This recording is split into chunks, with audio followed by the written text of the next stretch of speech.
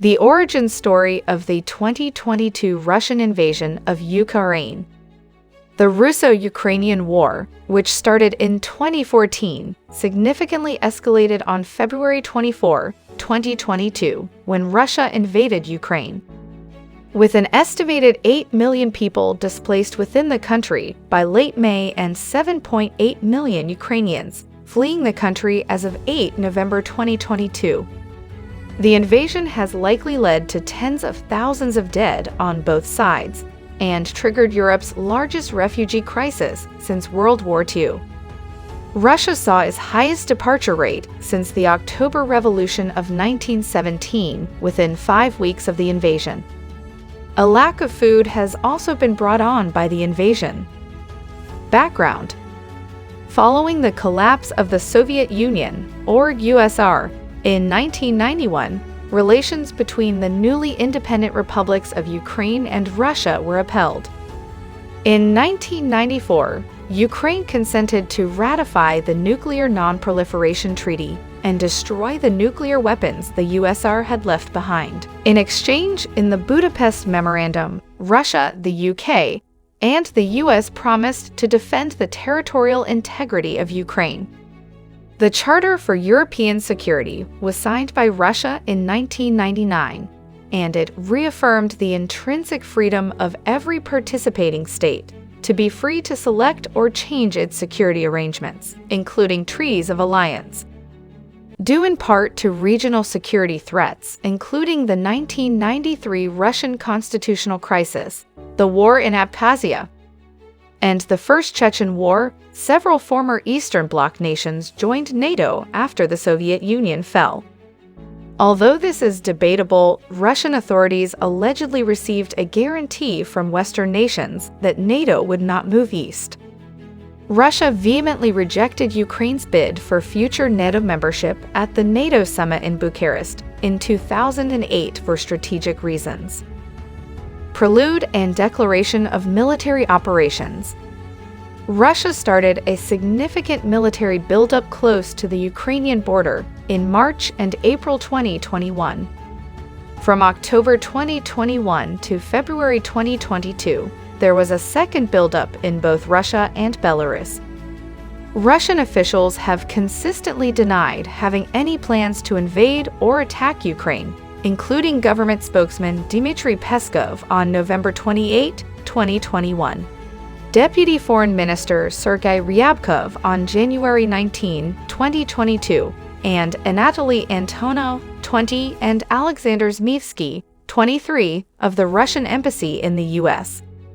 Nikolai Patrushev, Putin's top national security advisor, thought that the West and Russia had been at war covertly for years. The Russian Federation may employ forceful tactics to thwart or prevent hostile activities that undermine the sovereignty and territorial integrity of the Russian Federation, according to the country's new national security plan, which was published in May 2021. According to sources, Putin and a small group of war hawks in Putin's inner circle, including Patrushev and Minister of Defense Sergei Shoigu, decided to invade Ukraine. Invasion and resistance. At first light on February 24, infantry divisions, armored vehicles, and air support, supported by dozens of missile attacks across eastern and western Ukraine, launched the invasion. At 3:40 in the morning Kyiv time, the first clashes broke out in Luhansk Oblast, close to Mylov village on the Russian border. The primary infantry and tank assaults were launched in 4 spearhead incursions, resulting in 4 fronts. An eastern front, a front launched against Kyiv from the north, a front launched from Crimea towards the south, a front launched at Luhansk and Donbass from the east. First phase, invasion of Ukraine, 24 February 7 April. The invasion started on February 24 and was launched from Belarus with Kyiv as its aim, and from the northeast with Kharkiv as its target. The Crimea and the southeast served as the 2 spearheads of the southeastern front, which was directed at Luhansk and Donetsk. Northern Front. along with two separate Russian attack axes along the east bank of the Dnipro River, the western at Chernihiv and the eastern at Sumy. Russian efforts to capture Kyiv included a probative spearhead on February 24 from Belarus south, along the west bank of the Dnipro River, seemingly to encircle the city from the west. These most likely had the intention of encircling Kyiv from the east and northeastern front.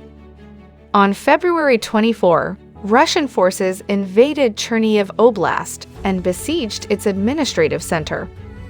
The following day, Russian troops attacked and took control of Konotop. The same day, a different advance into Sumy Oblast targeted the city of Sumy, which was within 35 kilometers or 22 miles of the Ukrainian-Russian border. Fighting in the city slowed the advance, and Ukrainian forces were able to hold the city while claiming the destruction of over 100 Russian armored vehicles and the capture of dozens of servicemen. Along with attacking Okturka, Russian soldiers also used thermobaric weaponry. Southern Front. Russian military took over the North Crimean Canal on February 24. The dam that was obstructing the river was destroyed by troops using explosives, reopening the Dnieper to Crimea after it had been cut off since 2014. The siege of Mariupol started on February 26 as the onslaught proceeded east, connecting to separatist-held Donbass. Russian troops reached Berdyansk en route and took it. Eastern Front. Russian forces in the east attempted to take Kharkiv, which is only 22 miles or 35 kilometers from the Russian border, but was met with fierce Ukrainian resistance. Otur-21 Taka missiles were used by Ukrainian armed forces to strike the Milarovo air base on February 25. According to Ukrainian sources, this operation destroyed many Russian Air Force aircraft and ignition a fire. In Kharkiv, missile assaults on February 28 claimed the lives of many individuals. Denis Pushilin, the leader of the DPR, declared on March 1 that DPR soldiers had nearly encircled Volnovakha. During an assault on Severodonetsk on March 2, Russian forces were driven from the city. On March 17, Russian forces took Izium, however, fighting persisted. That's all for today's origin story video, guys. Tell us your thoughts in the comment section. And if you're new to the channel, don't forget to subscribe. Let us know what origin story you'd like to learn about next in the comments. Thank you very much for taking the time to watch this video. See you in the next video. Until then, best wishes. Thanks for watching.